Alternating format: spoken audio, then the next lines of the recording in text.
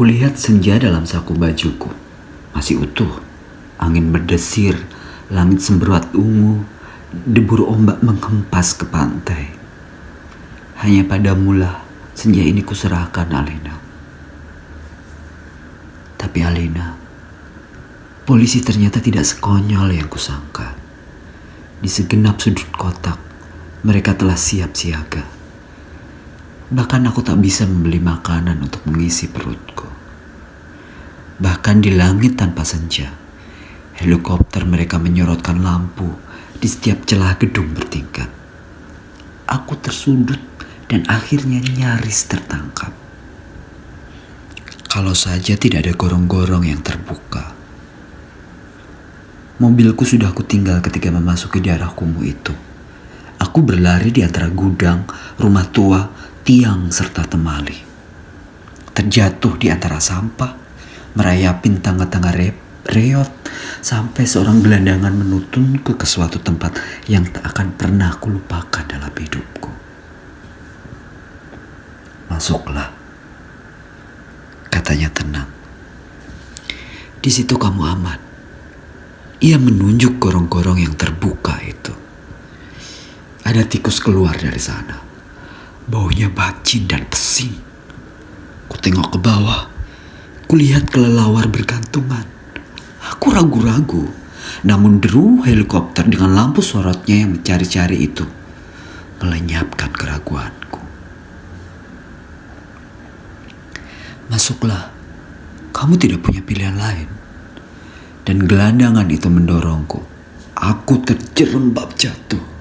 Bau busuknya bukan main. Gorong-gorong itu segera tertutup dan ku dengar gelandangan itu merebahkan diri di atasnya. Lampu sorot helikopter menembus celah gorong-gorong, tapi tak cukup untuk melihatku. Kuraba senja dalam kantongku. Cahayanya yang merah keemas-emasan membuat aku bisa melihat dalam kegelapan. Aku melangkah dalam gorong-gorong yang rupanya cukup tinggi juga. Kusibukkan kelawar-lawar bergantungan yang entah mati entah hidup itu. Kulihat cahaya putih di ujung gorong-gorong. Air busuk mengalir setinggi lutut, namun makin ke dalam, makin surut. Di tempat yang kering, kulihat anak-anak gelandangan duduk-duduk maupun tidur-tiduran. Mereka berserakan memeluk rebana dengan mata yang tidak memancarkan kebahagiaan. Aku berjalan terus melangkahi mereka dan coba bertahan. Betapapun ini lebih baik daripada harus menyerahkan senja, Alina. Di ujung gorong-gorong, di tempat cahaya putih itu, ada tangga menurun ke bawah. Kuikuti tangga itu. Cahaya semakin terang dan semakin benderang. Astaga, kamu boleh tidak percaya, Alina, tapi kamu akan terus membacanya. Tangga itu menuju ke mulut sebuah gua, dan tahukah kamu, ketika aku keluar dari gua itu, aku ada di mana? Di tempat persis sama dengan tempat di mana aku mengambil senja itu untukmu, Alina. Sebuah pantai dengan senja yang bagus, ombak, angin, dan kepak burung. Tak lupa cahaya keemasan dan bias ungu pada mega-mega yang berarak bagaikan aliran mimpi. Cuma saja tidak ada lubang sebesar kartu pos.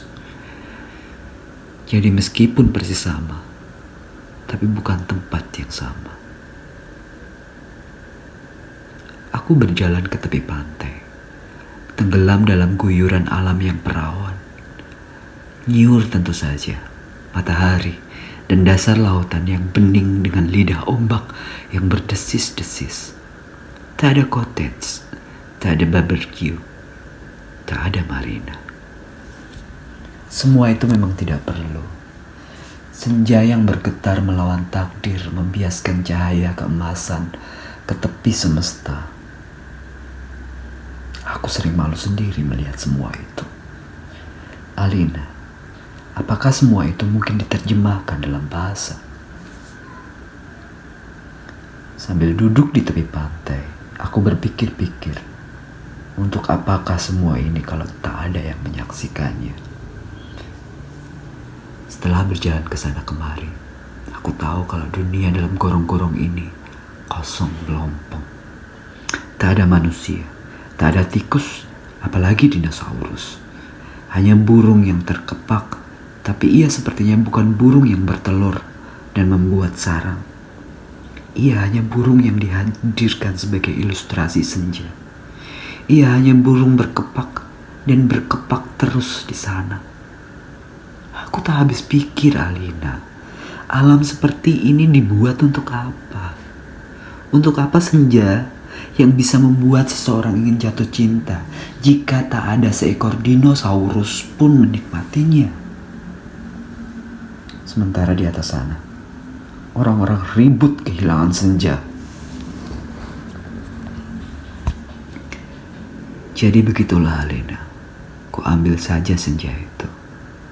Ku kerat dengan pisau Swiss yang selalu ku bawa pada 4 sisinya. Sehingga pada cakrawala itu terbentuk lubang sebesar kartu pos.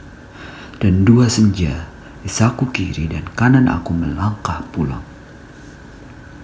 Bumi berhenti beredar di belakangku, menjadi kegelapan yang basah dan bacin.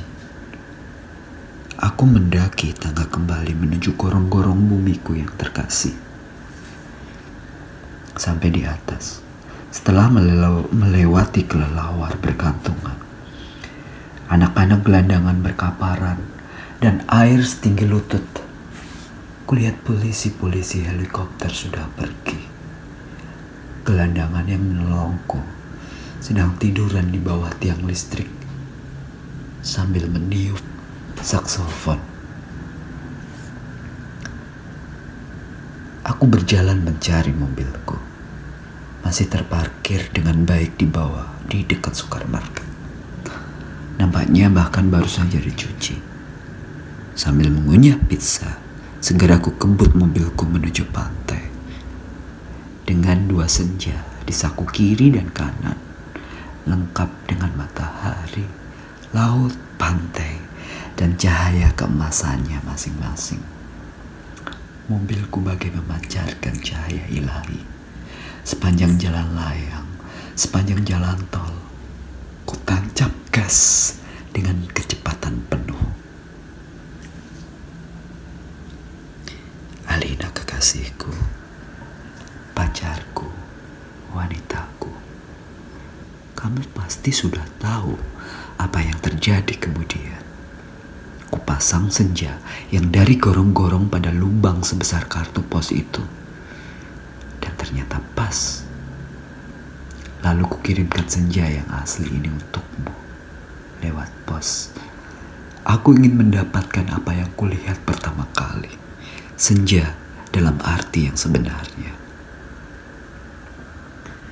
Bukan semacam senja yang ada di gorong-gorong itu. Kini gorong-gorong itu betul-betul menjadi gelap, Alina. Pada masa yang akan datang, orang-orang tua akan bercerita pada cucunya tentang kenapa gorong-gorong menjadi gelap. Mereka akan berkisah bahwa sebenarnya ada alam lain di bawah gorong-gorong dengan matahari dan rembulannya sendiri. Namun semua itu tidak lagi karena seseorang telah mengambil senja untuk menggantikan senja lain di atas bumi. Orang-orang tua itu juga akan bercerita bahwa senja yang asli telah dipotong dan diberikan oleh seseorang kepada pacarnya.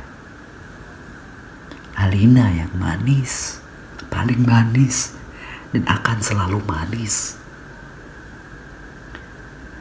Terimalah sepotong senja itu hanya untukmu, dari seseorang yang ingin membahagiakanmu.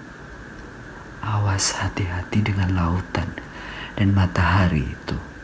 Salah-salah cahayanya membakar langit, dan kalau tumpah airnya bisa membanjiri permukaan bumi. Dengan ini kukirimkan padamu kerinduanku. Dengan ini kukirimkan pula kerinduanku padamu. Dengan cium, peluk, dan bisikan terhangat dari sebuah tempat yang paling sunyi di dunia.